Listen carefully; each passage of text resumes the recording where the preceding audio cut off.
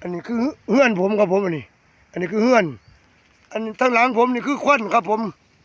แล้วก็พื้นที่คล้ายๆกับหมายท้องทางธรรมชาติผมเลยผมก็เลยว่าเสียขั้วอยู่ทางนี้ครับผมพี่น้องว่าในใดนี่เป็นในหน้าผมก็เปลี่ยนแผนไปนำเงินก็ในหน้าเฮ็ดนี่ก็ผมว่าจะเอาขั้วลงนี่นะครับผมเพราะน้ำมันจะมาแบบนี้น้ำผมจะบ่เสียพร้อมน้ำผมมันจะมานี่น้ำทายลงนี่ปุ๊บทายเทลงนี่แล้วก็ลงไปพู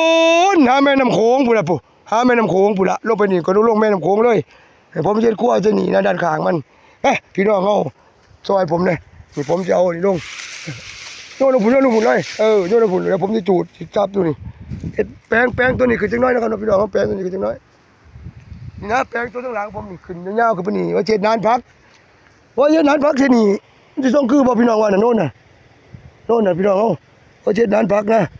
ถ้าพูดกับแปลงพักคือกันได้พุ่นแต่มันไกลคนทางนี้เนาะเงินมาอยู่นี่แล้วตามนี่แล้วโอ้ยไฟลงว่ะผมเป็นไฟลงหมอกลงไปโอ้ชมดูปลาคอใหญ่นี่คอใหญ่มาหอดแล้ว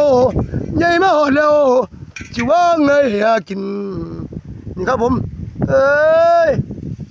มันคือลักลี่เด้อล่ะถ้าเห็นบ่เห็นน้องเอ้ยเด้อเพิ่นนี่คนเดียวนี่ลอยนั่นนะครับเห็นบ่ครับบ่ได้มัน